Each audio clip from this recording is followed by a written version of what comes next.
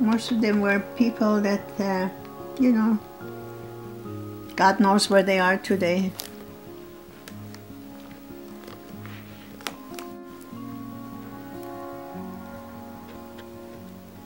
That's me when I was about 10. You look the same. I can tell it's you. It looks like you. That's my friends and I. That's me.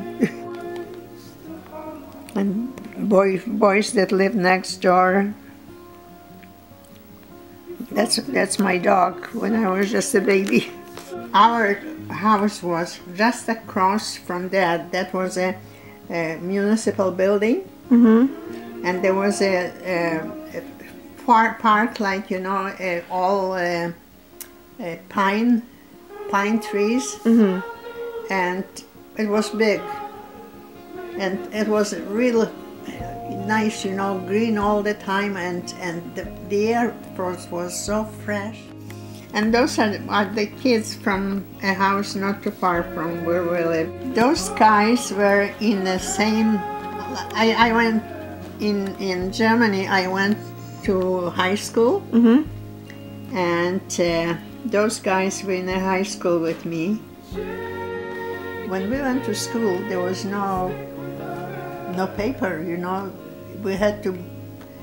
There were no books. We had to write everything down on a piece of paper, what we had to learn, because there was shortage of everything. And, you know, I belonged to all that, whatever sports were there. Oh, yeah. I belonged to, you know, we got together, I mean, to volleyball and tennis and oh, yeah, basketball. Whatever didn't need much equipment, you know, because we didn't have any. Yeah. We're lucky to get a ball. That's a picture from Germany. Oh, is it? Yeah, when we were in Germany. Grandpa, John, and Uncle Oleg was somewhere else. That's Uncle Oleg. He was in the army. Oh, he was about 28, something like that. That's when I was leaving to come to Canada. That was after the war, so it was already much better time. That's me when I was going to Canada with all the other kids. So I went just by myself, you know. Yeah. Nobody else, like no other family. I went to England by train and boat, and from England I flew to Montreal.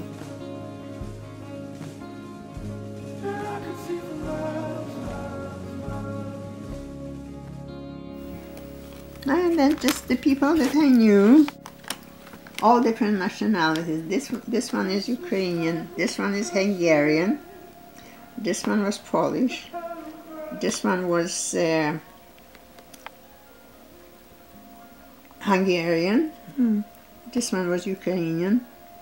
Those were the neighbors next door to us, but that was in 1944, you know. And they were in Germany then. Yeah. And they had to wear P for Polish. So the three of them, three sisters. How old were you during the war in Germany? Well, the war started, I was 12. Oh, okay. From 12 to... well, up until 1940.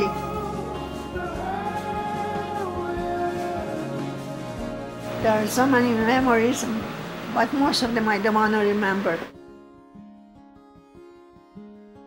I tell you something. The war started 1939. We were living in Poland at the time, and we were going to school, the normal life like, you know, like kids here. Yeah. I mean, it wasn't as nice and rich as here, but it was stable. Yeah. In 39, the Russians walked in. Mm-hmm. Just walked in and just confiscated everything, and we had to do everything. They closed the schools in Polish and all. We had to do the schools, learn Ukrainian. They sort of divided the Poland between Ukrainian and German. Yeah. In 1943, the Germany declared war with Russia.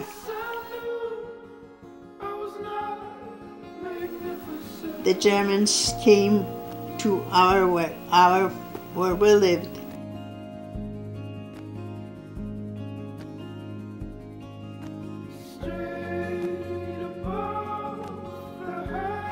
I just remember from that we had to leave the house and leave the home, leave the life we led, and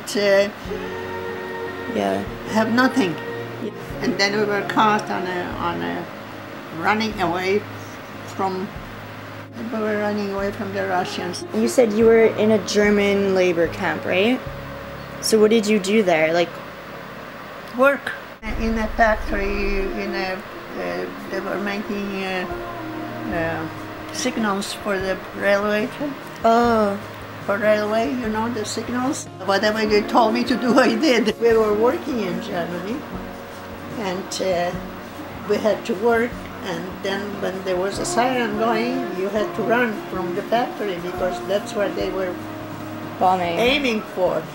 What? They were aiming for the factory. Factories and anything industrial, you know. Right. And we were working right on the railway tracks, you know, on a railway station practically. Yeah. And it was always in danger. We always lived in fear. Yeah. And that's in a camp.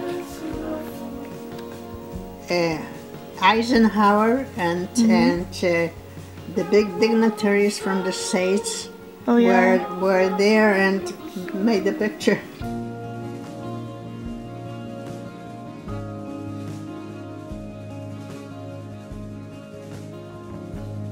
The thing was that there were so many different things mixed in it. Not only Russian and Polish, there was Ukrainian. Ukrainians didn't want nobody else in Ukraine but Ukrainians. And they were killing Polish, they were killing everybody else who was there. So all the time, but no matter which way you turn, you were always in fear. Were you there with like any of your brothers and sisters, or was it just you? Mom and dad. Oh, and okay. we all ran. Yeah. We all ran. We had to part after the war in order to get out of Germany. Right. Because we didn't want to live in Germany. Yeah. So in order to do that, I went to Canada by myself.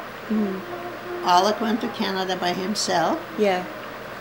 And then I sent some money for parents. Yeah. And John to come. We were not skilled or anything like that. We were just young people with nothing, not knowing the language and learning to speak to start with. I worked in a restaurant, and that's where I learned faster than anywhere else would. Because you talk to people all the time? Yeah. Yeah. You had to. Yeah. Lewandowski. It was American soldier. They came to visit the camp, and it was right after the war, 47. And he gave me that, and he says, I can't give you nothing, but I can give you this. Keep this, and have your friends put their names on it. That's exactly what I did.